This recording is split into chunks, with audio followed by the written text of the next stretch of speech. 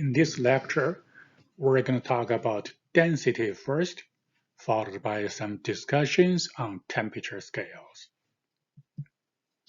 Density is the ratio of the mass of an object to the volume of the object, a ratio between a mass unit and a volume unit. Clearly, it is a conversion factor. Density equals mass over volume. The common units for density is grams per cubic centimeter for solids or grams per milliliter for liquids. Example,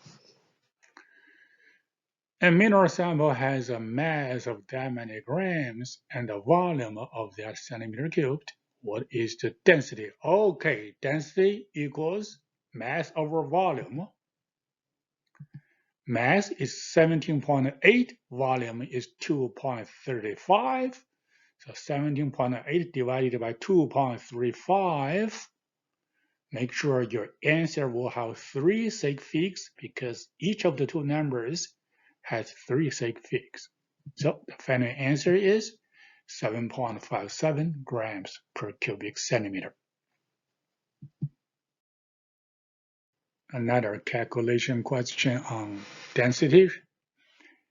The volume, what is the volume in milliliter of a 20 grams of sample, which has a density of that one? Okay, so this is a dimensional analysis question. Why? How can I know that? Because the given information is grams. The wanted information is milliliter. These two units are different.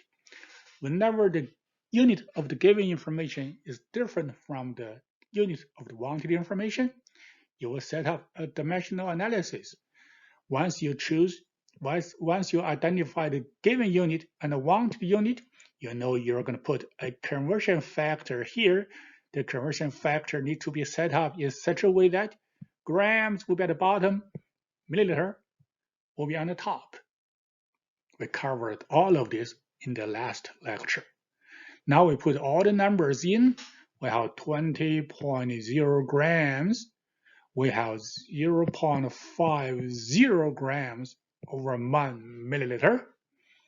Okay, now 20.0 times 1 divided by 0.5, you're going to see 40 on your calculator. Now you need to decide how you report your answer.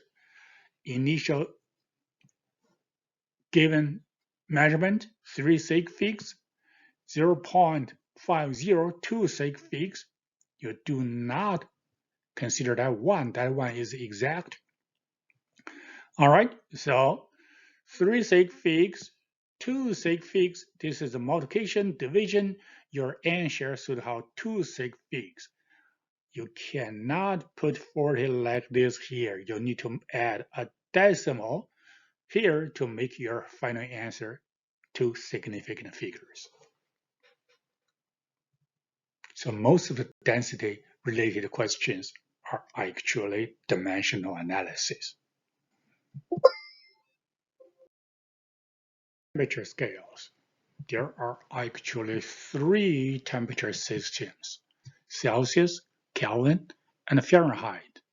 Before we go on to talk about the details of each one, let's make one thing clear. What is temperature?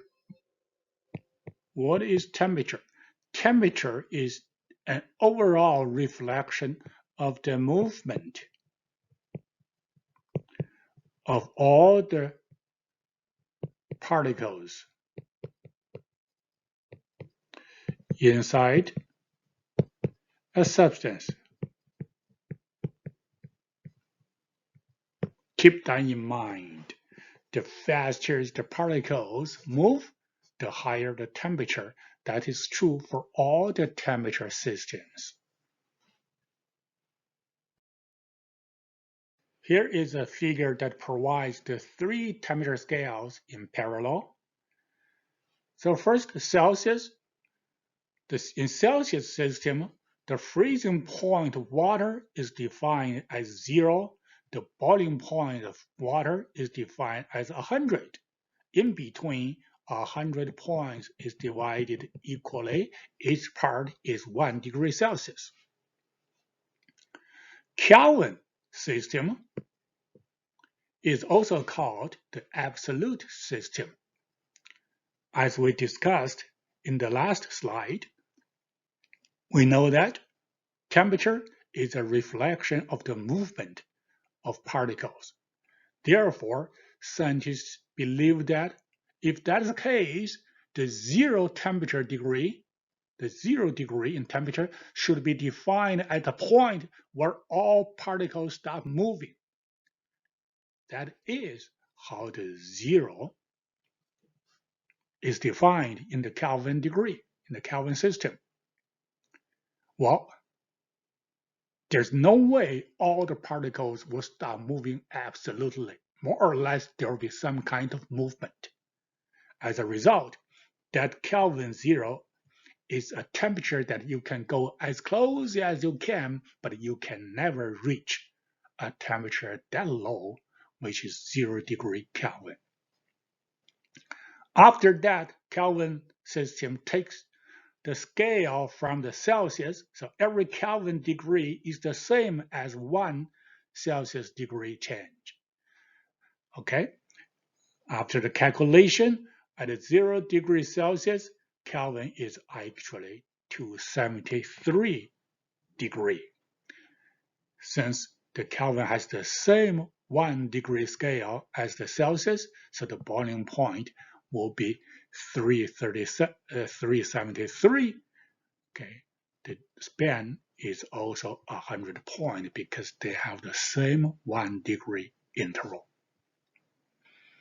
Since the only difference between Kelvin and Celsius is the starting point of 0, therefore, to convert from Celsius to Kelvin, all I need to do is to add 273 to get a Kelvin reading, and to go from Kelvin to Celsius, all I need to do is to minus 273. Now Fahrenheit. The setup of the Fahrenheit system is a little more complicated than the first two. We will skip that part in this lecture. Now, what you do need to know is that the freezing point of water in the Fahrenheit system is actually 32 degrees Fahrenheit. So 0 degree in Celsius is actually 32 degrees in Fahrenheit. Well, the boiling point of water in Celsius, the span from freezing to boiling point of water is 100 degrees Celsius. The span in Fahrenheit is actually 180 degrees Fahrenheit. So every 180 degree change in Fahrenheit is actually 1 degree change in Celsius. Okay, the ratio of the two after simplification, it will be 9/5. So for every 5 degree change in Celsius, it corresponds to a 9 degree change in Fahrenheit. So now let's try to convert a temperature reading from Fahrenheit to Celsius. Assume we have a reading. This is Fahrenheit reading. How many degrees it is, we don't know yet. But let's see. Okay, if this is 32, this is 98, somewhere here, it should be 0 Fahrenheit. 0, 32, 98, blah, blah, blah. All right.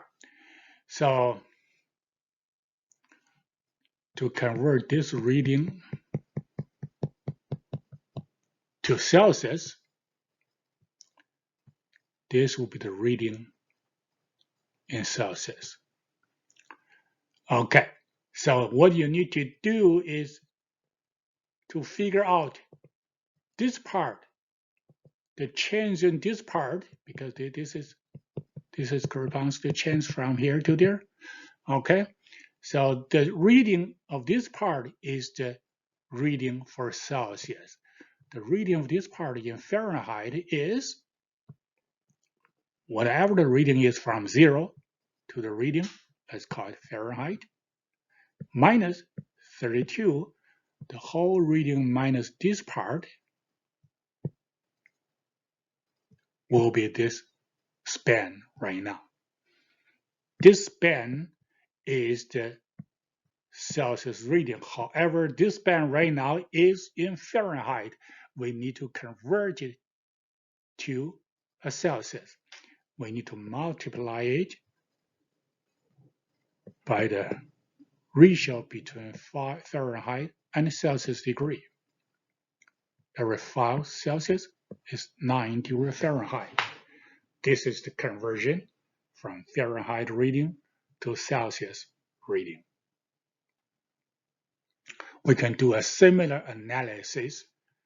Okay, once you got the Celsius,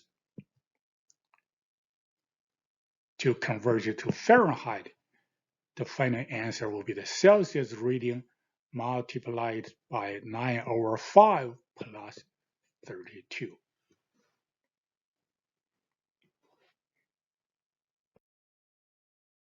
Again, this slide provides the conversions between Kelvin, Celsius, Celsius Kelvin, Celsius Fahrenheit, Fahrenheit Celsius only. So these are the formulas you will need to use to do the temperature conversions between different systems.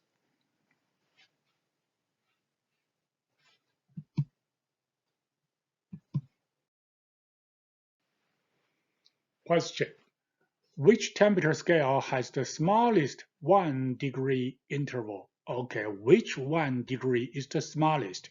Celsius, Kelvin, Fahrenheit.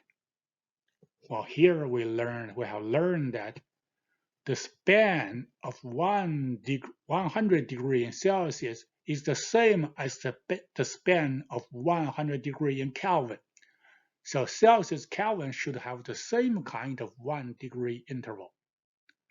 Well, that 100 degree span in the first two systems is actually 180 degree span in Fahrenheit. So that tells you that 1 degree interval in Fahrenheit is actually smaller than the previous two. Therefore, the answer for this question will be the Fahrenheit temperature scale has the smallest 1 degree interval.